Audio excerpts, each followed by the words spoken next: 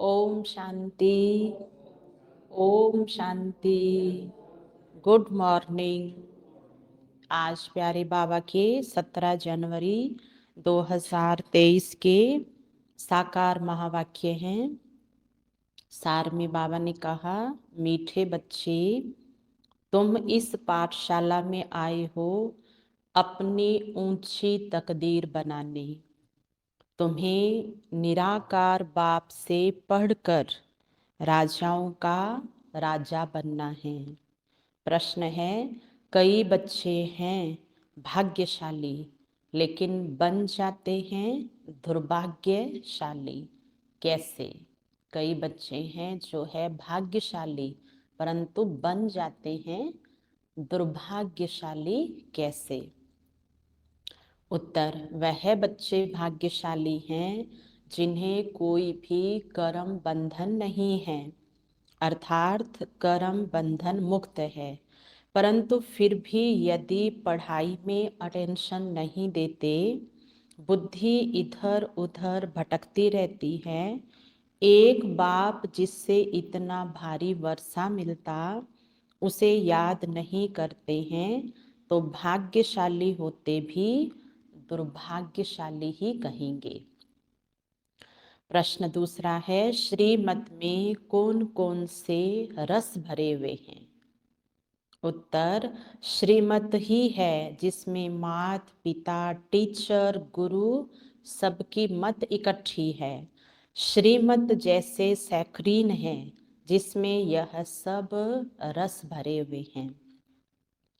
गीत है, तकदीर जगाकर आई हूँ। ओम शांति।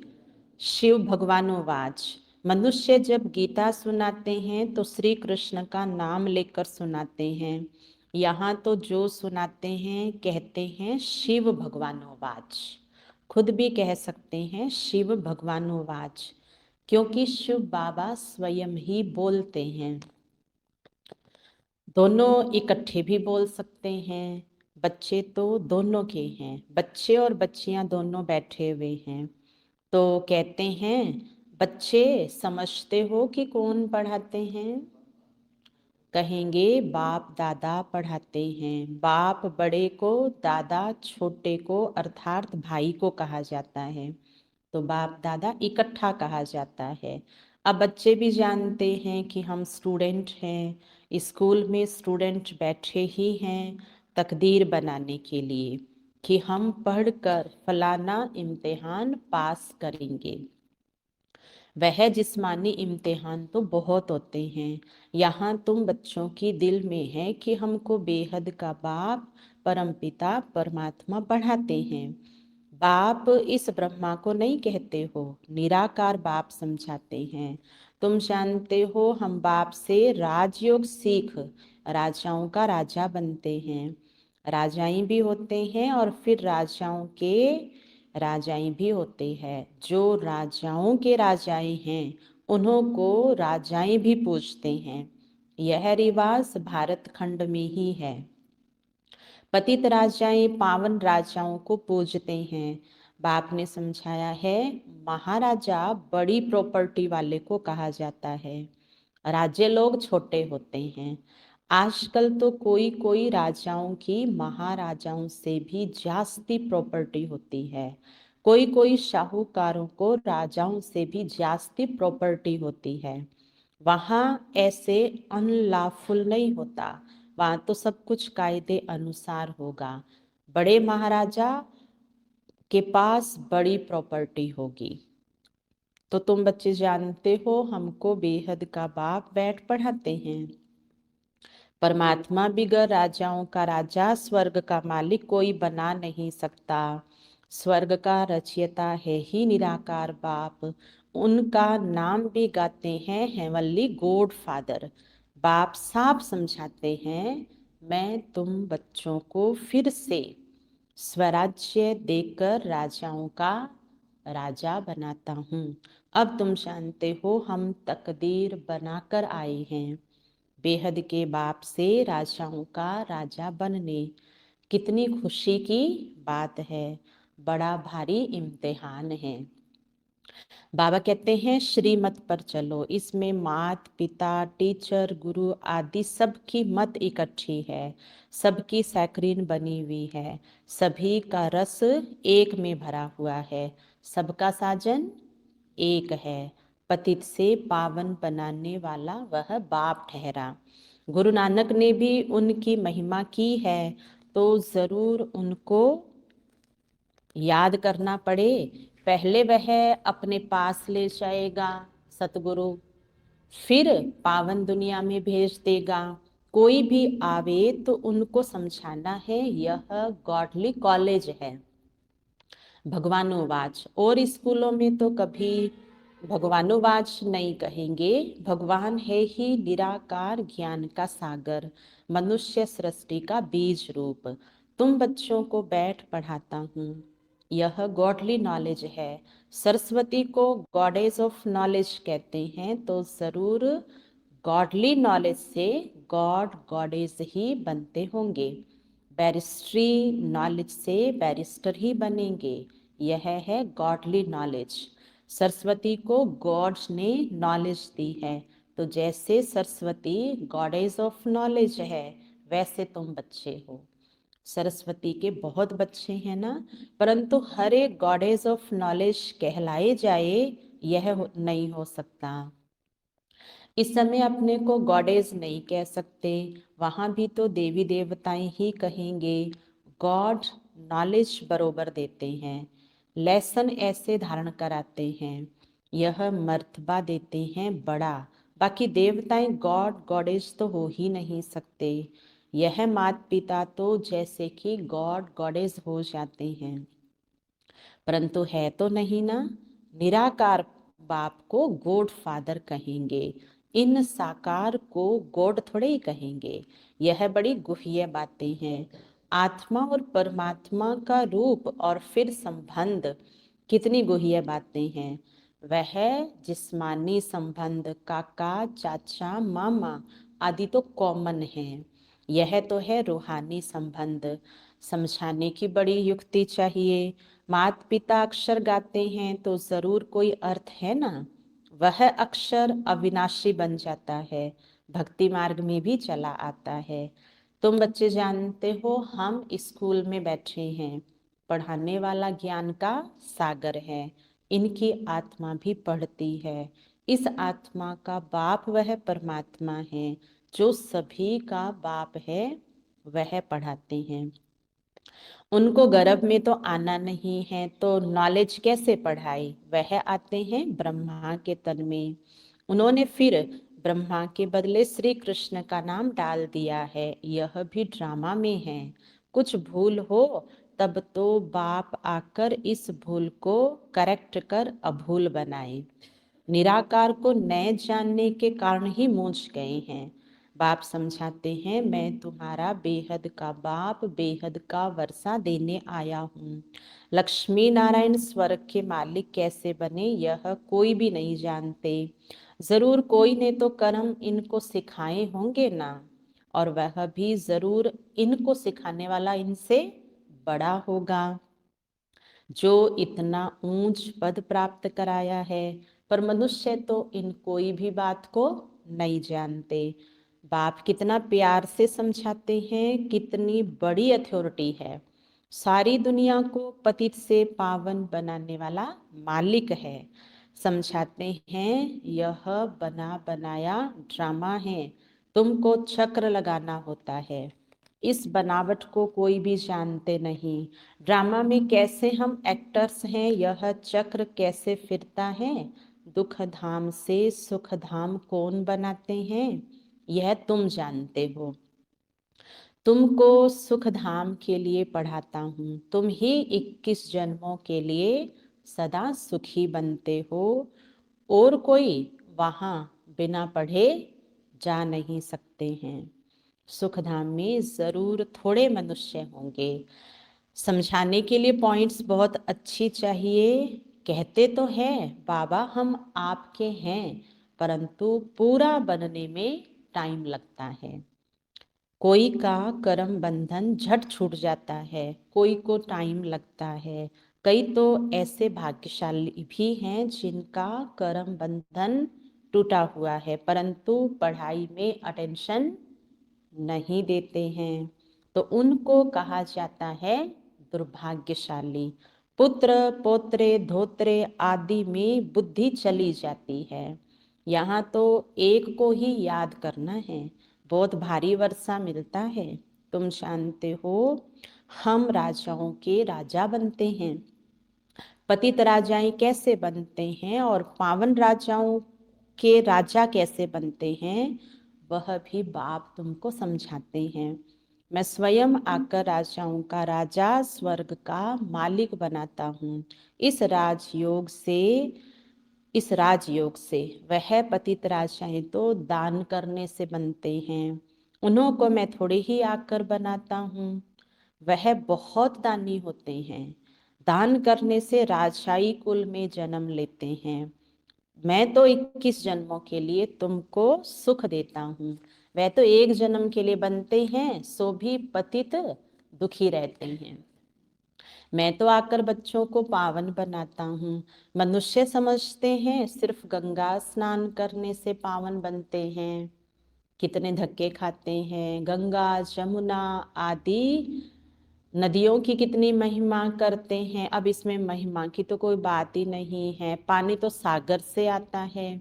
ऐसे तो बहुत नदियां हैं, विलायत में भी बड़ी बड़ी नदियां खोद कर बनाते हैं, तो इसमें क्या बड़ी बात है। ज्ञान सागर और ज्ञान ज्ञान गंगाएं कौन है ये तो जानते नहीं हैं। शक्तियों ने क्या किया कुछ भी जानते नहीं। वास्तव में ज्ञान गंगा अथवा ज्ञान सरस्वती यह जगदम्बा है, मनुष्य तो जानते ही नहीं। जैसे भील है, बिल्कुल ही बुद्धू बेसमझ है। बाप आकर बेसमझ को कितना समझदार बनाते हैं। तुम बता सकते हो इन्हों को राजाओं का राजा किसने बनाया?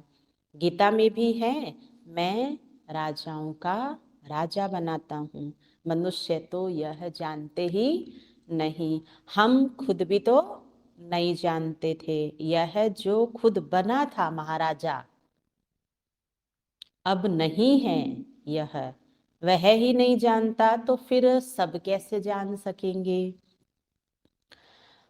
तो शिव बाबा ने ब्रह्मा बाबा की कहानी सुनाई कि ये खुद भी देखो नारायण था, खुद ही अपने आप को भूल गया। तो यही नहीं जानता तो फिर और कैसे जान सकते हैं? और सर्वव्यापी के ज्ञान में तो कुछ भी है नहीं। योग किसके साथ लगाएं, पुकारें किसको? खुद ही खुदा है तो फिर प्रार्थना किसकी करेंगे? बड़ा वंडर है। बहुत भक्ति जो करते हैं उनका मान होता है। भक्तमाला भी है ना, ज्ञान माला है रुद्रमाला, यह फिर भक्तमाला, वह है निराकारी माला। सभी आत्माएं वहां रहती है। उनमें भी पहला नंबर आत्मा किसकी है? जो नंबर 1 में जाते हैं। सरस्वती की आत्मा व ब्रह्मा की आत्मा नंबर 1 पढ़ती है। यह आत्मा की बात है। भक्ति मार्ग में तो सब जिस्मानी बातें हैं। फलाना भक्त ऐसा था, उनके शरीर का नाम लेंगे, तुम मनुष्य को नहीं कहेंगे। तुम जानते हो ब्रह्मा की आत्मा क्या बनती है? वह जाकर शरीर धारण कर राजाओं का राजा बनते हैं। आत्मा शरीर में प्रवेश कर राज्य करती है। अभी तो राजा नहीं है, राज्य करती तो आत्मा है ना। मैं राजा हूँ, मैं आत्मा हूँ, इस शरीर का मालिक हूँ। तो ये कौन कहती है कि अहम आत्मा शरीर का नाम श्री नारायण धराए फिर राज्य करेंगे? ब्रह्मा बाबा की आत्मा कहती है। आत्मा ही सुनती है और धारण करती है, फिर कहती है मैं जाऊंगा और जाकर के नारायण बनूंगा। ब्रह्मा बाबा बोलते हैं, क्योंकि ब्रह्मा बाबा की आत्मा में अब ये संस्कार वो स्वयं भरते हैं और ये संस्कार आगे जाकर के उनके जीवन में प्रैक्टिकल होंगे। अब तुम जानते हो हम बाप से राजाई लेते हैं श्रीमत पर चलने से। बाप दादा दोनों मिलकर कहते हैं बच्चे। दोनों को बच्चे कहने का हक है। आत्मा को कहते हैं निराकारी बच्चे, मुझ बाप को याद करो। और कोई कह ना सके कि हे निराकारी बच्चे, हे आत्माएं, मुझ बाप को याद करो। बाप ही आत्माओं से बात करते हैं। ऐसे तो नहीं कहते हे परमात्मा, मुझ परमात्मा को याद करो। कहते हैं हे आत्माएं, मुझ बाप को याद करो। तो इस योग अग्नि से तुम्हारे विकर्म विनाश होंगे। बाकी गंगा स्नान करने से कभी कोई पाप आत्मा से पुण्य आत्मा नहीं बन सकते। गंगा स्नान कर फिर घर में आके वापस पाप करते हैं। इन विकारों के कारण ही पाप आत्मा बनते हैं। यह कोई समझते नहीं है। बाप समझाते हैं कि अब तुमको राहु का कड़ा ग्रहण लगा हुआ है। और राहु का नाम बाबा ने असली वाला बताया है, काम विकार। तो बाबा कहते ये काम विकार का राहु सबके ऊपर ग्रहण के रूप में लगा हुआ है। पहले हल्का ग्रहण होता है, धीरे धीरे फिर बढ़ता है। तो द्वापर से कलयुग तक पूरा पांचों विकारों ने आत्मा को अपने वश में कर लिया है। अब दे दान तो छूटे ग्रहण, प्राप्ति बहुत भारी है। तो पुरुषार्थ भी ऐसे करना चाहिए ना।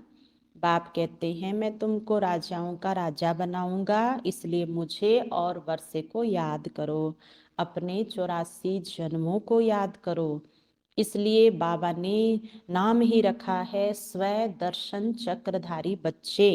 तो स्वदर्शन का ज्ञान भी चाहिए ना। बाप समझाते हैं यह पुरानी दुनिया खत्म होनी है, तुमको मैं नई दुनिया में ले चलता हूँ।